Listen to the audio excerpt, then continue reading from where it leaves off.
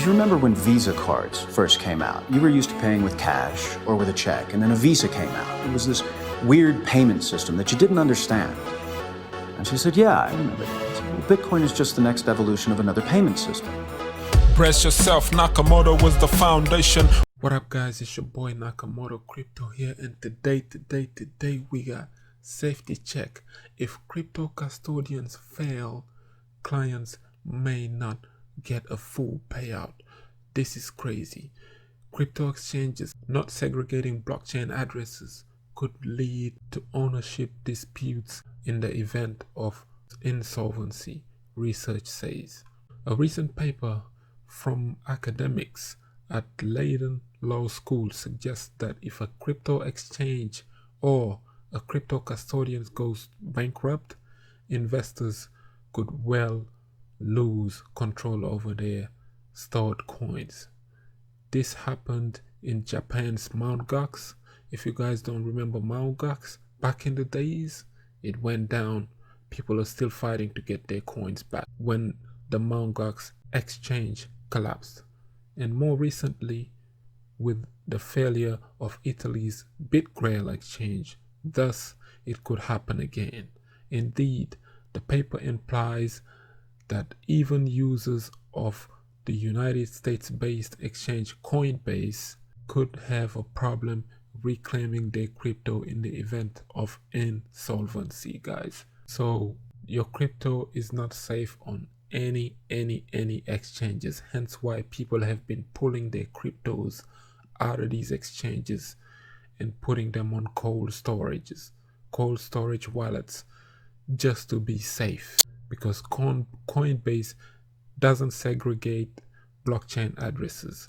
So the question still stands: is there a risk you could lose your Bitcoin if an exchange or custodian goes bankrupt? Absolutely, there's a risk, Mr. Edgar Sargent says, a partner at Sussman Godfrey law firm who was hired by CoinLab to sue Mt. Gox, told Cointelegraph that outcomes vary depending on jurisdictions and applicable laws.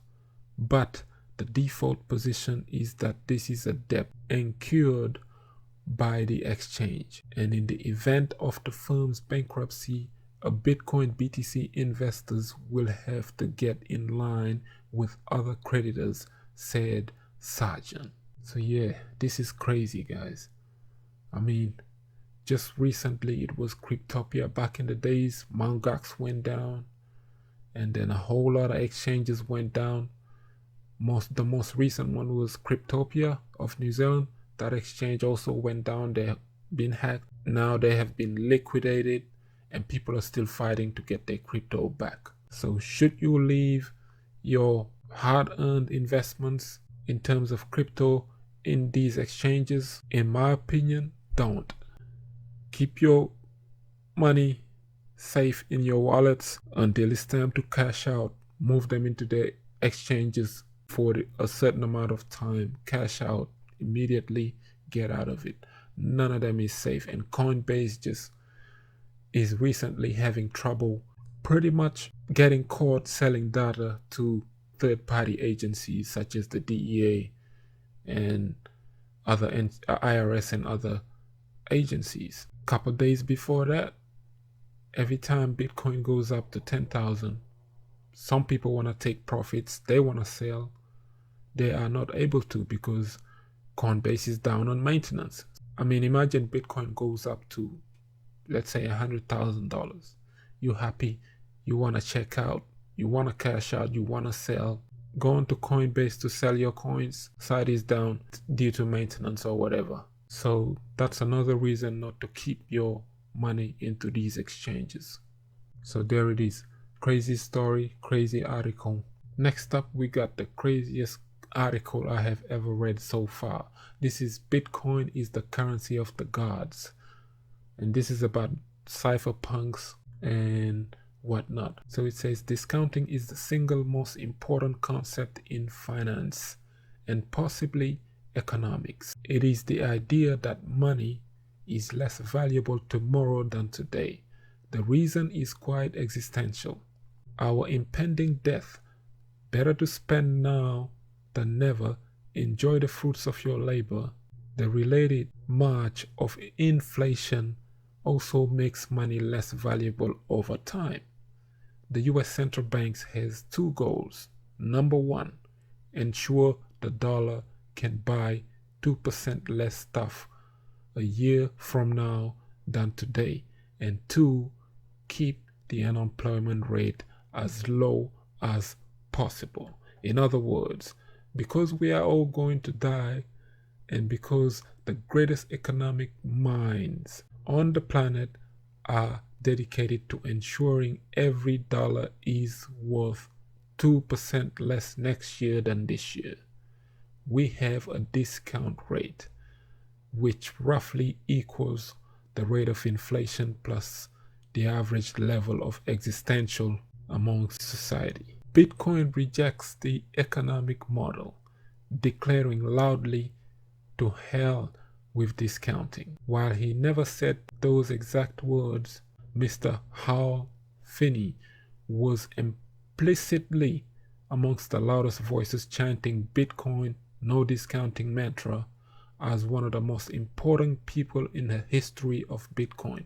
Finney was one of the original cypherpunks mailing list in the early 1990s and was the recipient of the first ever transaction in Bitcoin in the year 2010. So Mr. Hal Finney is an OG.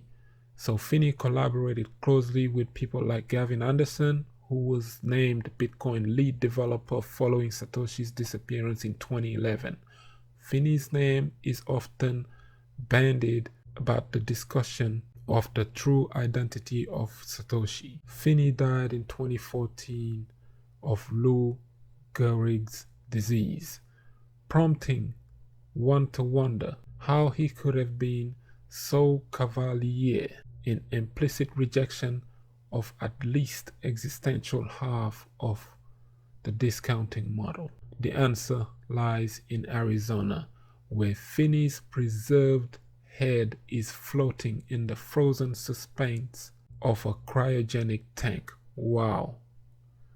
So this guy was such a genius and a scientist that right after he died, his head is still laying in some cryogenic tank because they think that they can resurrect him somehow and get some answers out of who Satoshi was and who Bitcoin was. So the ultimate vision of Finney at the cypherpunks is immortality. That's what he believed in. They believe humanity is on the precipice of cheating death. Wow. So that's what this guy was working on before he passed. Cryogenic freezing is the means of cypherpunks employ to ensure they will be resurrected in the impending age of immortality, a medical breakthrough that presumably will be attended by the ability to revive frozen souls, who in turn will be permitted to drink greedily from their youth. Wow. So from their pretty much fountain of youth. This is a crazy article. Inventing digital money with a fixed number of total coins was critical to ensuring resurrection of the body would also resurrect a similar level of economic security enjoyed at the moment freezing. Cypherpunks do not use a word, death. Smart contracts, the ability to program money where needed to code an incentive for Woodworth in Bitcoin for perpetuity while also dangling some fraction of the locked Bitcoin as a reward for the person who revived them. This is where smart contracts comes in. So these guys are gonna die, freeze themselves to death, and hope that in the future somebody will invent smart contracts and technology crazy enough to bring them back to life so they can use their Bitcoin and enjoy it.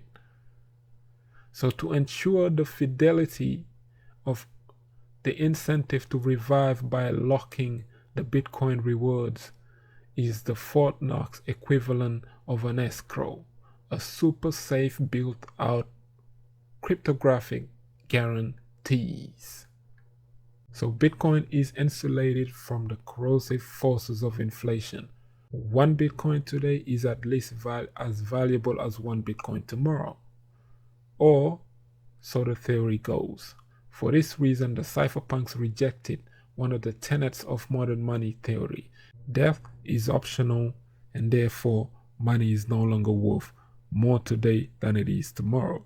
A monetary system based on a steady inflation to stimulate hot potato spending, even if it lubricates the gear of the economic machine, is not ethical in light of immortality.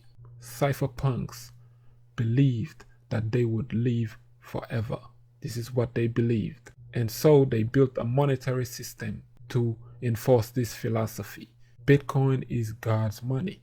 That's what they believed. This is one of the reasons why it can be hard for those to still believe in immortality. Bitcoin is built on a philosophical foundation and different from the mainstream, as one of the planet Mars is from Earth. Understanding this underlying design philosophy is critical to understanding the confusion many feels in trying to reconcile the words Bitcoin with the world's stock and bonds. So of course, one need not to be a transhumanist to advocate for a fixed money supply system. The great majority of Bitcoin holders see it as a hedge against the fickle prospects of the dollar and the US monetary system. More broadly, it is currency backed by certainty of code, not by guns. It remains to be seen.